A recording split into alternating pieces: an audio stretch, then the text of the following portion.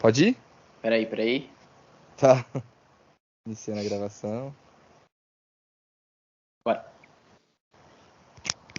Fala, fiel. Boa noite. Iniciando aqui o nosso primeiro episódio do Fielcast. E aí, Gui? Como vai? Tranquilidade, cara. E você, como está? Tranquilidade? Também, mano. Aqui o primeiro episódio, começando, começo de temporada aí, terceiro jogo do Campeonato Paulista e a gente já tá vivendo um momento super turbulento, né? Crise, demissão de treinador, pré-temporada basicamente jogada no lixo. E aí, o que você espera aí da restante de temporada? Fala um pouquinho aí. Bom, cara, eu tô esperando primeiramente vir um novo treinador, né? No caso, não sei que perfil que a diretoria está procurando. Espero que seja o perfil que case com o perfil dos jogadores. E só vou conseguir mesmo ter uma real expectativa dependendo do treinador que vier. Além do mais, não foge muito.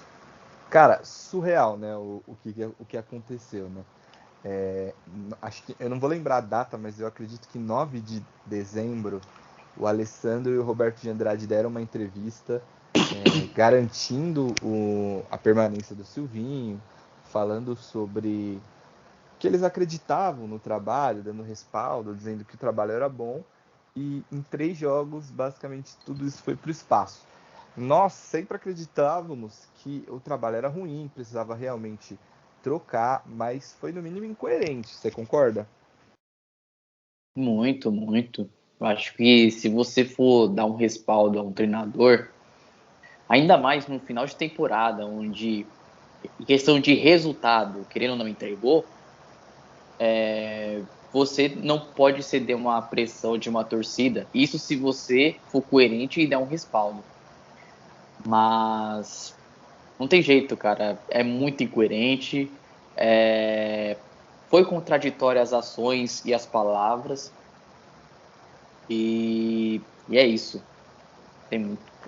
Cara, ficou muito claro que foi a pressão da torcida mesmo, de fato, mas não é uma pressão, não é algo novo, né? Por exemplo, eu estive no jogo Corinthians e Santos, na segundo turno do ano passado, e naquele 2-0 e eu lembro que após a vitória, pô, uma vitória até bastante contundente, 2-0, o goleiro defendeu várias bolas, teve outras oportunidades, e mesmo assim a torcida fez uma crítica muito grande ao Silvinho.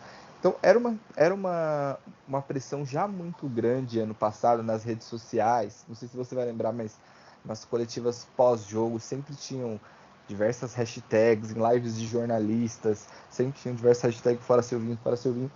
Então, é uma pressão que já existia. O que eu não entendi foi iniciar a pré-temporada, dar um certo respaldo para o cara, e aí após um clássico, onde até, não sei se você concorda, você estava lá no jogo, então você vai até ter mais propriedade para falar, um jogo que o Corinthians até mereceu mais ganhar do que o Santos, né?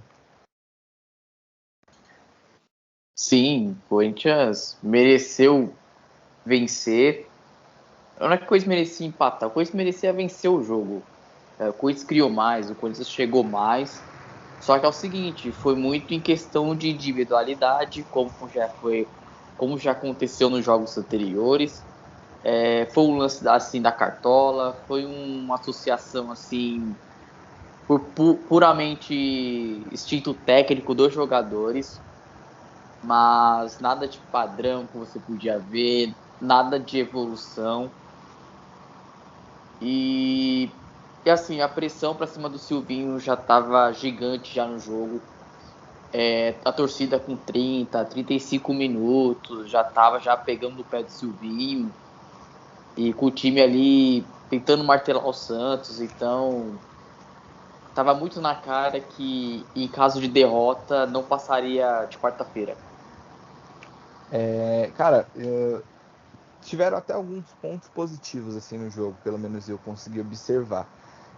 Gostei muito do Renato. Falar do Renato e do Fagner é chover no molhado, né, cara? Então, não precisa nem falar muita coisa. Mas o Jô entrou muito bem, né? O Jô entrou bem, fez gol, fez os pivôs. Eu acredito que num time organizado, e aí vai depender do treinador, a escolha tem que ser certeira, tem que ser alguém que consiga potenciar esse elenco. Eu acho que o Jô pode sim render. O que você acha? Você concorda? Bom, primeiramente o Joel é o único 9 que nós temos no elenco, né? E, e com o Silvinho era muito importante você ter um centroavante de referência, um cara que já era da posição. De Por, fato. por muitas vezes o Silvinho tentou usar um esquema com falso 9, mas a gente sabe que o falso 9 fazia o papel de um centroavante, não fazia um papel de um meia ou de simplesmente um jogador para puxar a marcação dos zagueiros. Então esses jogadores acabavam sendo sobrecarregados e não rendendo. Foi assim com o Renato, foi assim com o Antoine, foi Com assim com o Guedes, Guedes, foi assim com o Luan também. Luan. Então, já era uma, como podemos dizer, era uma tragédia.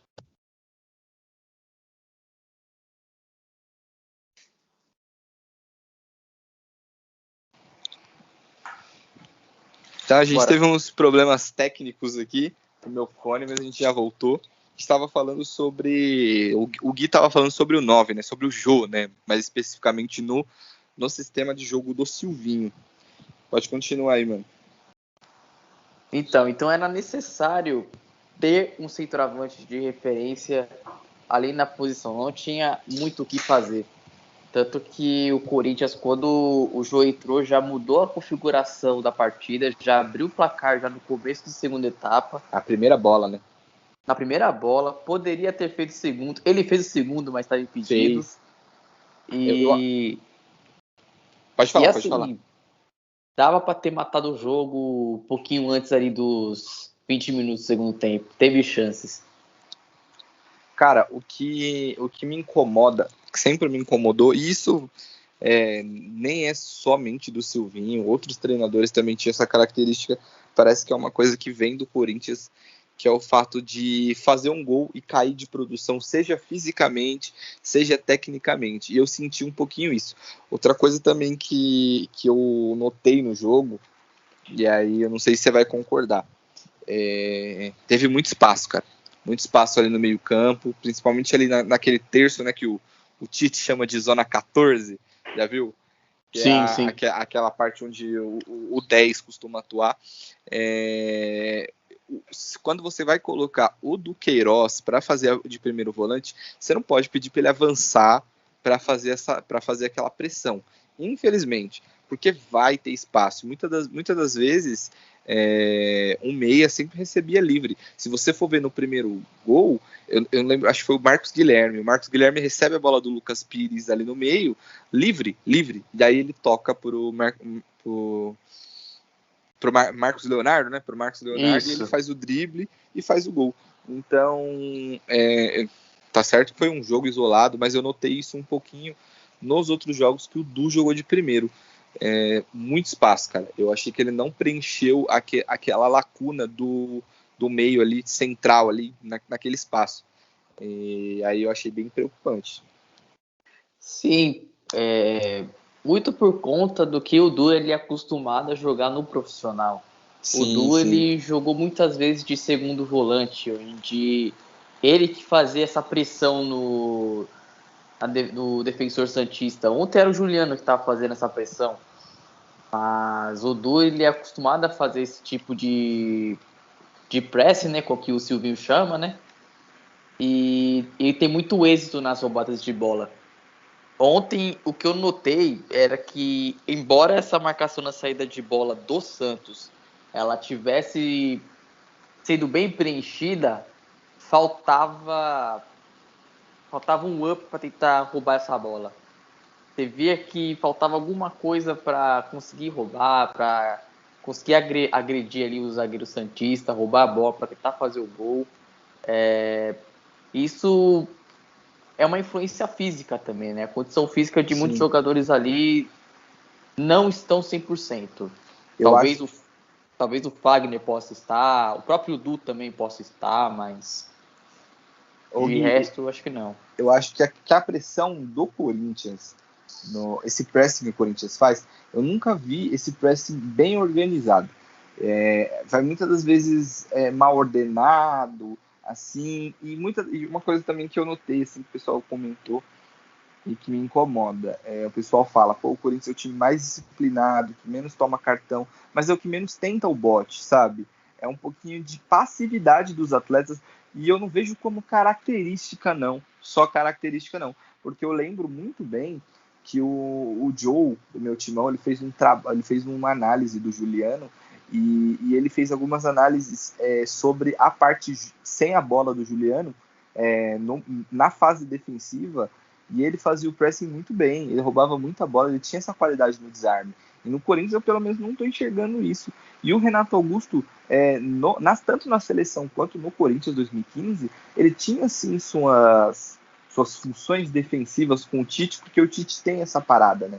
De um time intenso na defesa também. Então eu acho que era falta mesmo do treinamento do Silvinho, mesmo falta da orientação. Eu acho que devia ser uma orientação diferenciada para você cercar ao invés de dar o bote. E com isso o Corinthians era o time com menos desarmes. Eu lembro que no final do primeiro tempo o Corinthians tinha 4 desarmes somente. Isso é um número absurdo. Se a gente for pensar no Cantillo jogando de primeiro volante, a gente já não vai ter aquela pegada, entendeu? Então é uma coisa que a gente tem que pensar muito bem sobre. O próximo treinador tem que ajustar isso, porque o time do Corinthians marca muito mal mesmo. E além disso, a gente analisa que, na verdade, o pressing não existe, né? Sim. Banalidade bem, o pressing não existe. É uma marcação que ela é feita para você marcar a região que a bola vai passar. Isso mesmo. Eu estava analisando. Você via na hora da saída de bola do Santos, você via o GP subindo, você via o Juliano subindo, você via o Mantuan subindo e você via o Roger Guedes subindo. Mas quando subia, ele não subiu para apertar a linha de passe. Ele subiu só para apertar talvez uma região que a bola vá passar. Mas para fazer um volume mesmo, né? Mais para fazer o volume. Você via... no final virava que só uma marcação posicional. Não virava um pressing. Então o Santos conseguia sair. E saía tranquilo, não saía afobado. Você via que o Santos saía ok. Talvez um chutão, um outro aqui, mas nada. E muitas das vezes o chutão, entre aspas, acabava sendo um lançamento, né? Que o Zanocelo e o Camacho têm essa qualidade do lançamento, né? Eles acabavam acertando muito, até o próprio João Paulo. É uma coisa que me incomoda muito toda vez que o Corinthians vai fazer o pressing, né? Em tese, o pressing com o Silvinho, é muito fácil escapar desse pressing. Quando o Du jogou de segundo volante, naquelas partidas contra o Atlético Paranaense, eu não vou lembrar todas agora de cabeça, mas a partida assim, que eu mais lembro foi contra o Atlético Paranaense, que inclusive ele foi o melhor jogador da partida, e ele realmente foi muito bem, roubou muita bola no ataque, aí sim fez resultado, mas com o Duqueiroz tomando essas bolas. O restante do time mesmo marca muito pouco, não consegue fazer esse pressing, não consegue fazer uma marcação mais forte, mais agressiva, e aí o time, mesmo com o time do Corinthians subindo a marcação, o outro time consegue sair muito fácil dessa marcação, e acontece o quê? Como eles sobem, atrás fica exposto, fica vulnerável, e aí cede espaço para contra-ataque. Sim, que já é um problema já de total compactação, né? Porque a gente viu o meio campo do Corinthians bastante espaçado. E como nós vimos também, quando o Santos tinha a bola, o Santos tinha uma facilidade para poder trabalhar no campo de defesa do Corinthians.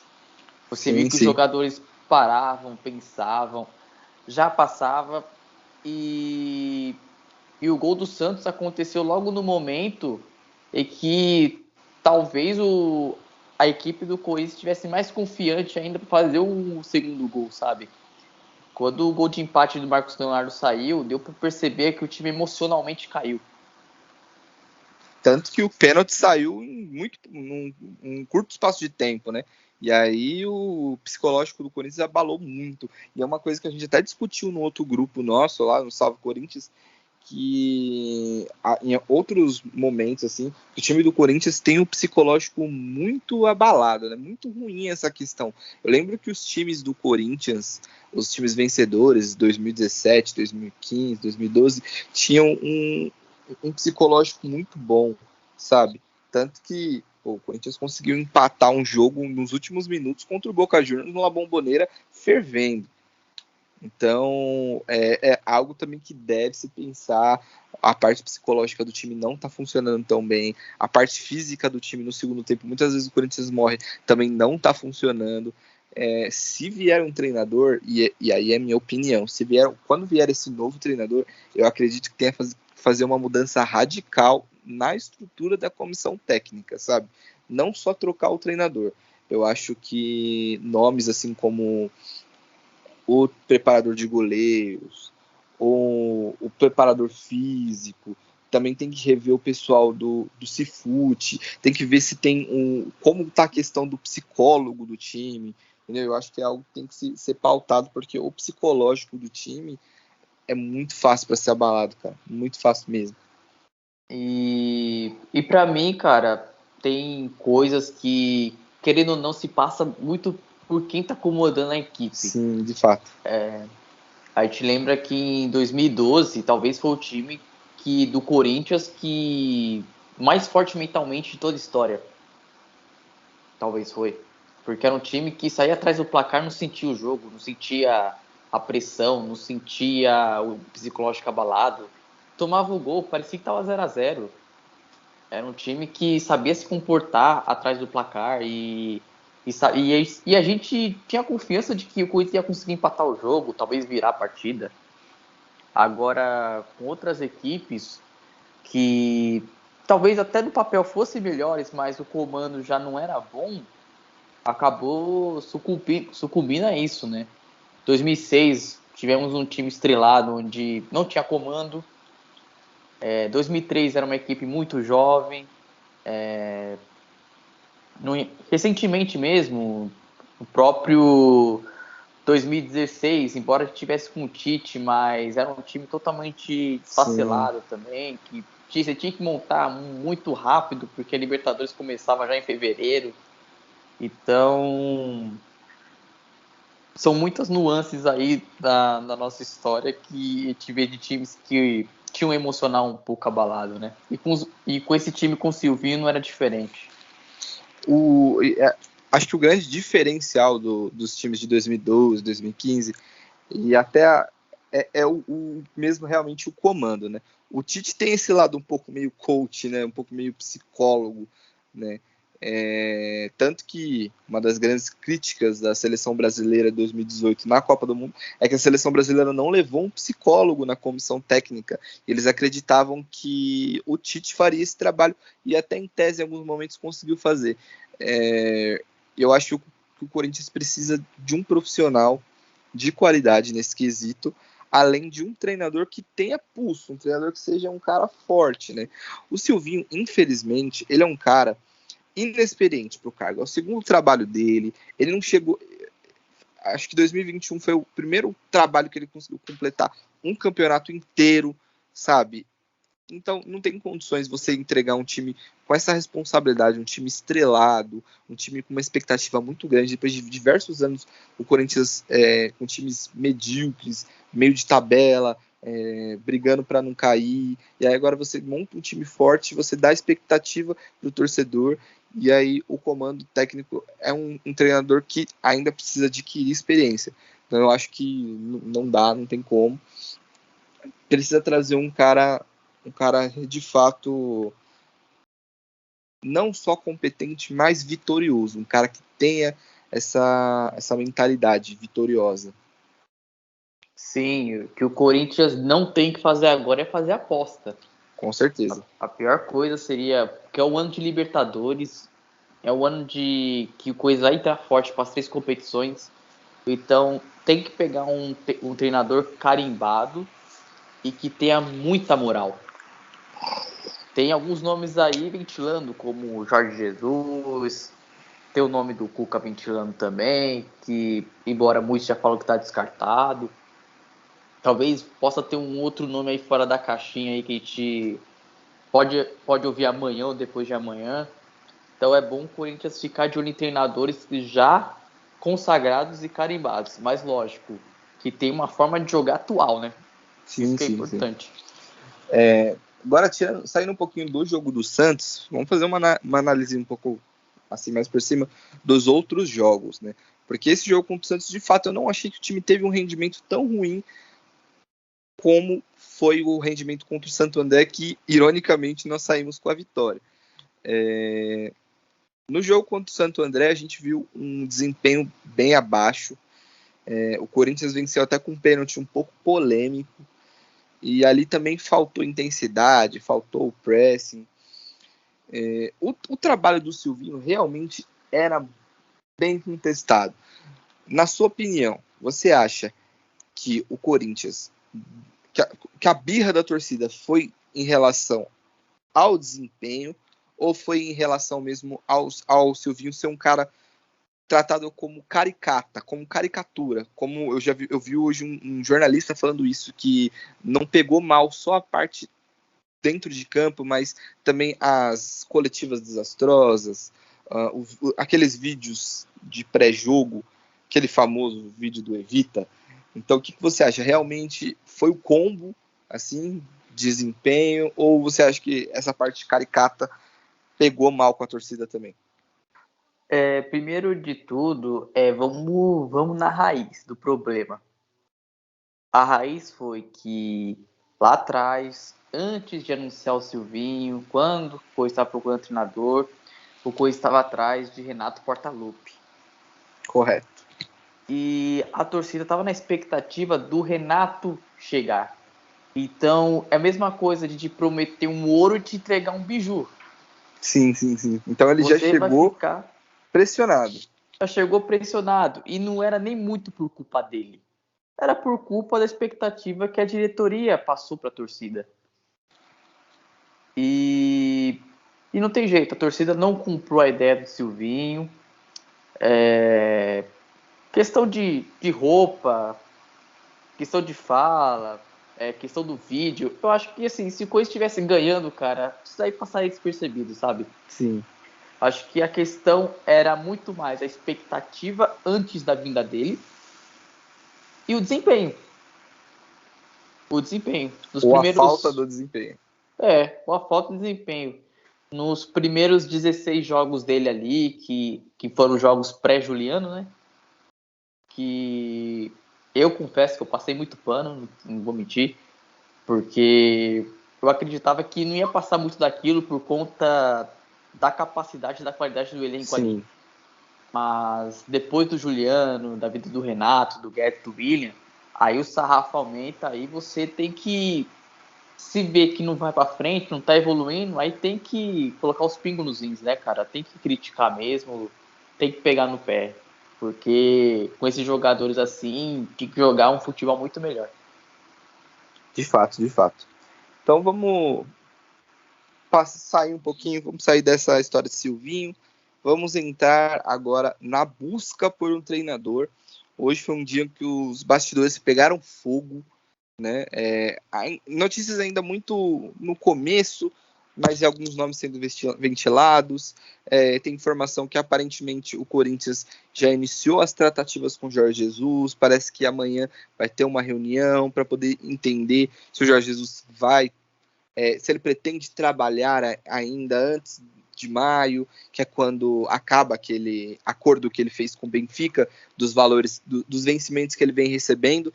Se ele fechar com o clube agora, acaba esse acordo, então seria somente o valor recebido pelo Corinthians, que provavelmente, se ele vier, vai ter que abaixar o salário.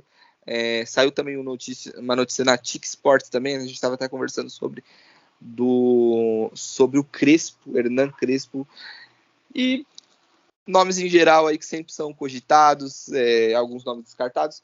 Gui, se você fosse o Duílio, na sua mão a caneta e a possibilidade, quem você traria? Bom, de acordo com as possibilidades que estão mostrando, porque eu vou falar dar duas opiniões, né? A primeira é a que está sendo ventilada sobre os treinadores. Dessa questão, eu traria o JJ. O estilo dele casa com os jogadores também. A gente lembra do Flamengo em 2019, que o Flamengo jogava num 4-4-2, que tinha Rascaeta e Everton Ribeiro ali mais avançados na meia. E é algo que a gente pede muito no Corinthians, como o Renato e o Juliano atuando mais ali para frente. Então, acredito que com ele, o Corinthians ia potencializar ainda mais os jogadores e iria com certeza convencer nos jogos. Ainda mais que o nosso ataque é um ataque muito rápido, né? Com jogadores que já foram para a Copa do Mundo, por sinal. Então, acho que com o JJ seria uma ótima. Agora, por gosto pessoal, eu preferiria o Eduardo Cudê, tá lá no Celta. Eu traria pro Corinthians, porque é outro que também casa. Sim, sim. Eu vejo o Eduardo Cudê um cara muito mais maleável, um cara muito mais flexível em questão de sistema de jogo. No Internacional, cara, ele fez o Thiago Galhardo jogar. Vamos lembrar disso. O Thiago Galhardo chegou a ser o melhor jogador do país, nas mãos do Cudê. Então, imagino o que ele faria com essa equipe, sabe? E o time do Inter também não era um baita elenco, era um bom elenco, foi vice-campeão brasileiro, mas com Era bem limitado. era bem limitado. Tinha um time principal muito bom, mas não tinha Cara, peças à altura. eu nem concordo que seja um time muito bom. Eu acho que era um time assim, tinha algumas peças que vinham rendendo legal com o Kudê, mas alguns caras assim, que eu vou conversar aqui, bem medianos. Um dos grandes destaques daquela campanha também, antes da lesão, era o Bosquilha, que eu acho um jogador bem mediano. Então o Kudê conseguiu fazer um time assim, que não tão estrelado, jogar um futebol muito bom. Patrick também, né? Patrick. Muito bom. E ele joga no 4-4-2 também, né, mano? Sim. E o Kudê, ele gosta de ter esse volante mais... Esse segundo homem mais avançado também, né? Uma boa. Outra coisa também é que aquele time não jogava bem com centroavante, né? Se a gente for lembrar, o Galhardo não era bem um centroavante, né? O Galhardo no Ceará mesmo, no Ceará, no Vasco, ele jogava mais como um meio atacante. Ele conseguia fazer a posição de centroavante, tem uma estatura interessante, mas ele não era um camisa 9 de função, né? Eu não lembro quem era a dupla dentro do ataque, você lembra? Era Galhardo e eu não lembro quem que era a dupla. Tinha o Abel Hernandes também, né? Que tava ali junto. Mas eu acho que o Abel Hernandes era reserva nesse time. Sim. Eu lembro que tinha o Marcos Guilherme, tinha o Bosquilha, não tinha o Tyson ainda. Era o Guerreiro, né? Só que o Guerreiro se lesionou. Lesionou. E esse aí, se tivesse menos idade, caberia como 9, hein? O que você acha? Fácil. Caberia fácil. O Kudê eu acho uma ótima. Casa muito bem também com a ideia do time. E aí eu vou entrar num assunto um pouco polêmico também, né? Agora, sobre o JJ, que eu acho que se a gente for levar em consideração a qualidade, né, o que ele consegue trazer pro futebol brasileiro é muito bom. Sim. Porém, ele veio de um trabalho bem ruim do Benfica, e ele não é uma pessoa assim, como eu posso dizer. Fácil ele é uma de lidar. pessoa... Sim, ele é muito difícil de lidar, e eu não esqueço de quando ele estava saindo do Flamengo, quando ele recebeu a proposta do Benfica.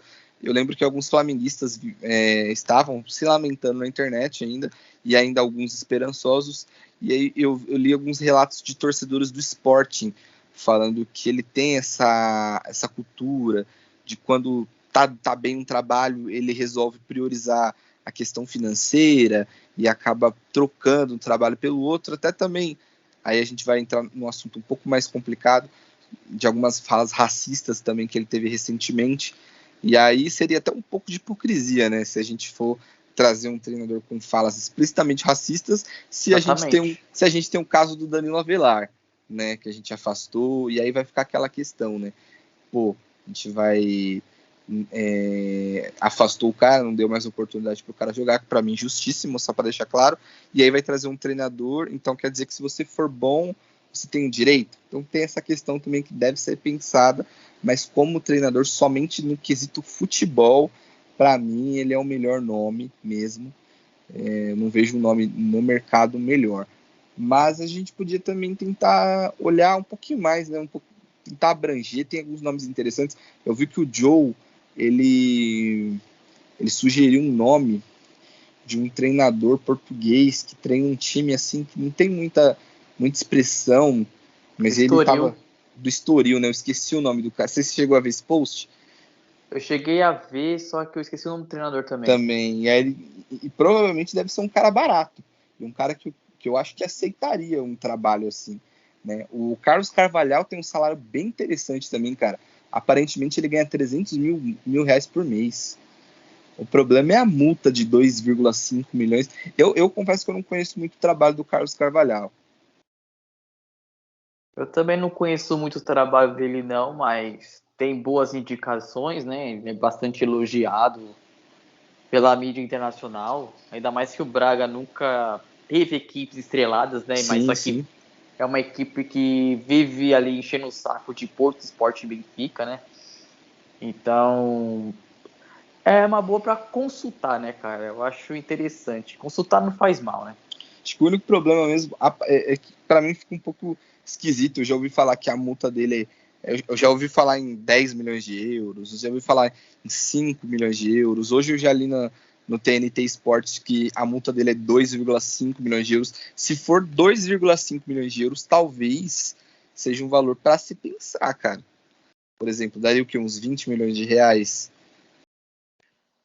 Se for uns 2,5 de euros, talvez o dólar agora tá 6. 6, né? 6, então seria ali uns mais ou menos 15 milhões de reais, então, no caso. A questão é que o caixa tá zerado, né? Esse que é o problema. Alô, Taunza. Aí, Tausa, por favor. Mas... Vamos fazer um bem bolado aí, bora. Então, ajuda a gente aí, pelo amor de Deus. Porque o centroavante tá difícil, né? Centroavante, eu particularmente não tenho muita esperança, não. Tem o uruguaio por aí, né? O nome dele ventilando, mas acho bem complicado, bem difícil. 35 anos também, histórico de lesões bem grande nos últimos anos. Essa temporada ele passou parte da temporada fora, teve cirurgia. Então também eu acho bem complicado, né? E não tem muito centroavante, né, no mercado. Falando nisso, cara, eu vi hoje uma informação sobre sobre o Felipe Zagueiro. Parece que o Flamengo vai entrar na parada. Bom, e seria uma tristeza para nós, né? Porque o Felipe, aqui no Brasil, ele é Brasil classe, fácil, cara. Eu acho que o melhor zagueiro do Brasil. Talvez disputaria só com o Davi Luiz. Sim. E não sei, viu, cara? Talvez eu torço pro Corinthians entrar na parada, porque tem o interesse do Inter querer comprar o Bruno Mendes, né? Sim. Então, E o João Vitor provavelmente em agosto não vai ficar. Exatamente. E, cara, Felipe, 33 anos mais ou menos, cara, não é gasto, é investimento. Sim. Eu traria fácil, ainda mais que teríamos uma Libertadores aí pela frente. E aí só vai pagar salário, né? Salário e luva. Não vai pagar uma taxa de transferência, por exemplo, o Robson Bambu, que agora está por empréstimo, provavelmente deve ter um valor de 8 milhões de euros aí, valor totalmente fora da realidade do Corinthians hoje. Eu acho que seria interessante uma investida no Felipe, até porque ele já disse que o Corinthians é um lugar especial na vida dele, né? Então, acho que dá para pensar assim, é alguém que eu tentaria. E vamos ver o centroavante também aí, né, Gui? Eu não sei como estão as coisas, né?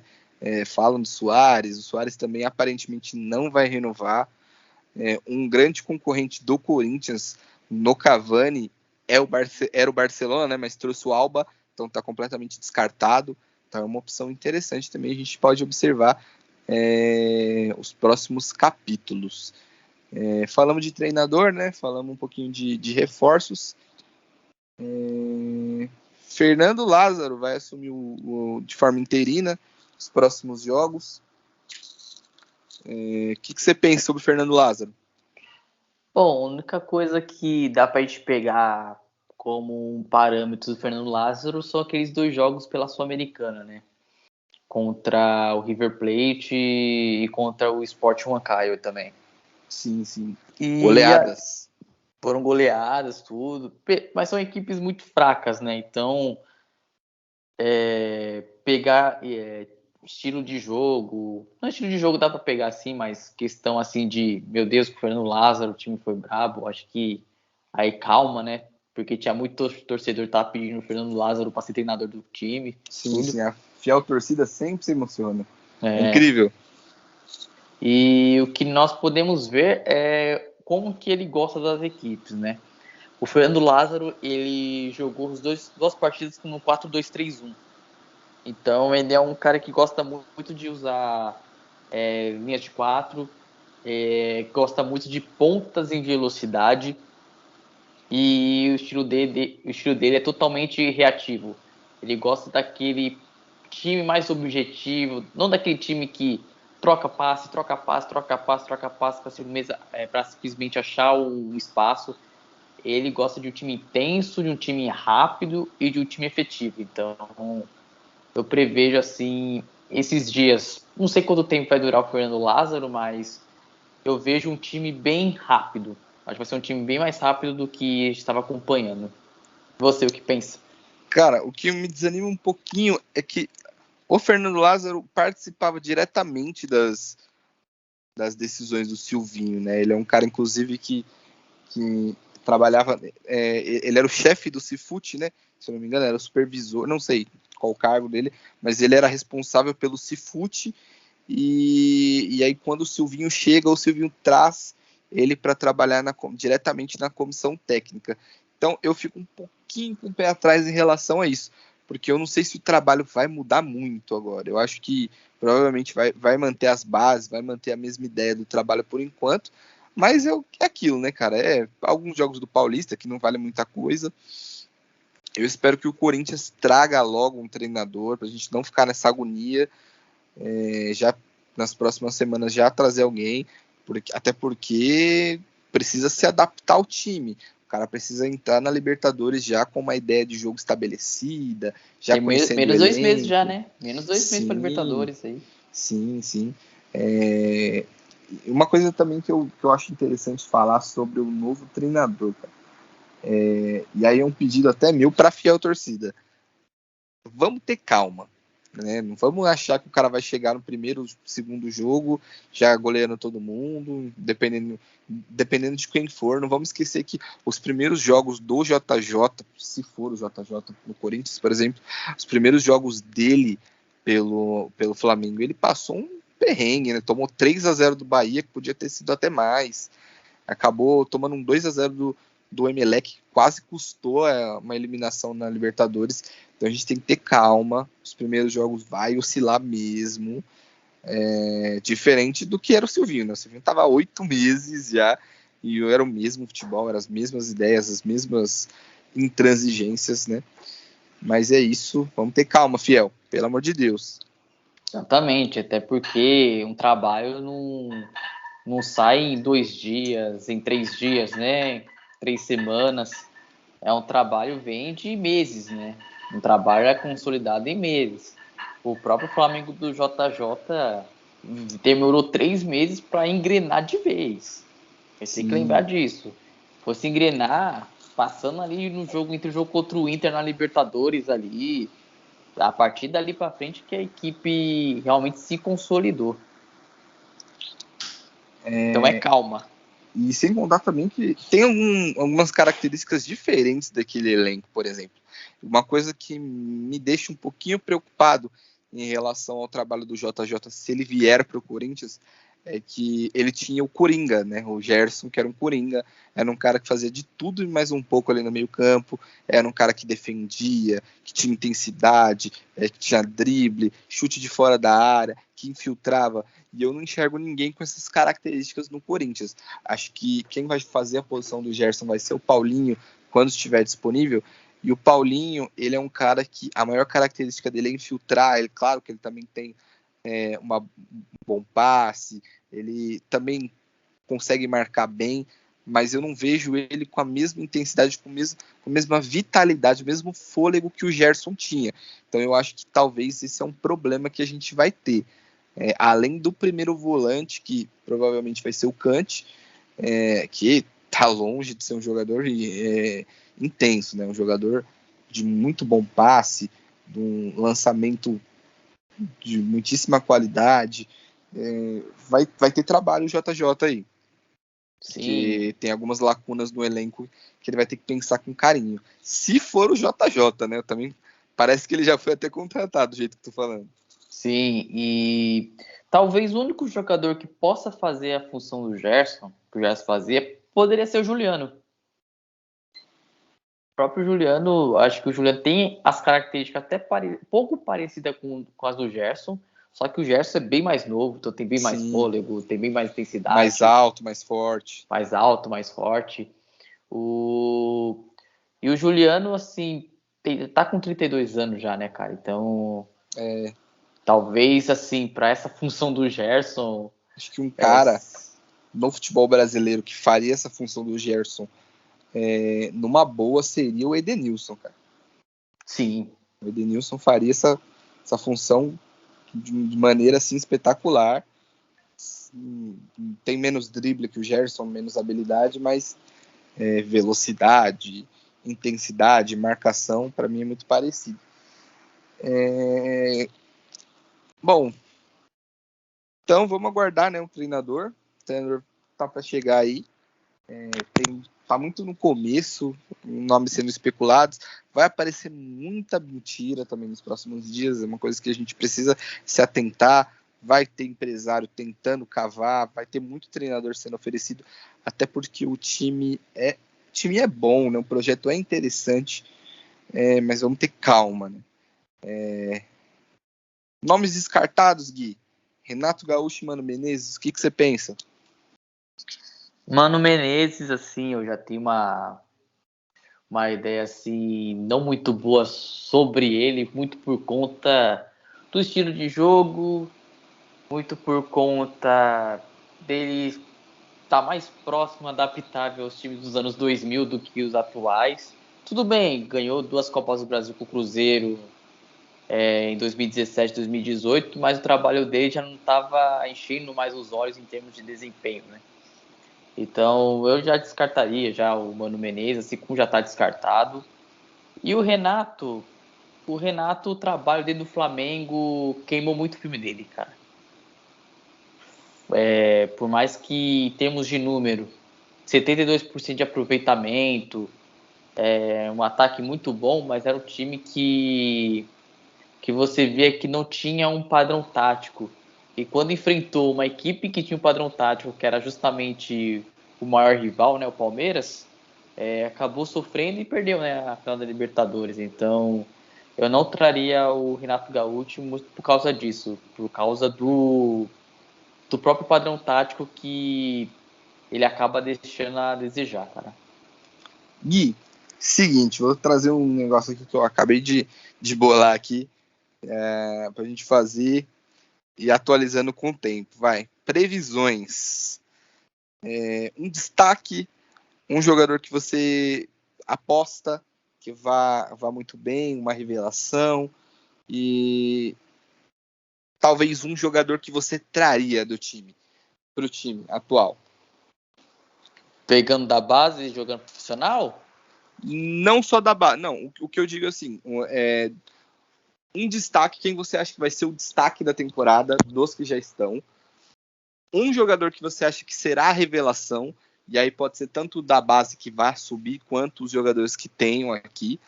O artilheiro da temporada, quem você acha que vai ser o artilheiro, e um possível reforço, alguém que você gostaria que o Corinthians trouxesse, esse de outro clube. Certo, vamos lá. Começando pelo destaque, né? Vamos lá. O destaque principal, acredito que vai ser o próprio Renato Augusto, cara. O Renato Augusto já é craque, vai ser o craque da temporada do Corinthians. Agora, uma revelação que nós podemos ver, dos meninos que já estão, né? Eu acho que é melhor falar. Para mim, uma grata surpresa, eu acredito que vai ser o Watson, cara. O Watson tem tudo para fazer uma ótima temporada. E assim, eu sou o cara que eu sou muito fã do Watson, cara. Eu gosto muito do Watson. Tem drible, tem velocidade, tem finalização e eu vejo no Watson, dos jogadores ali do Corinthians que vieram da base, o mais inteligente, mais cerebral ao lado do Queiroz, sabe? Sentido de controle, está ligado do jogo. Agora o próximo quesito, qual é? Artilheiro.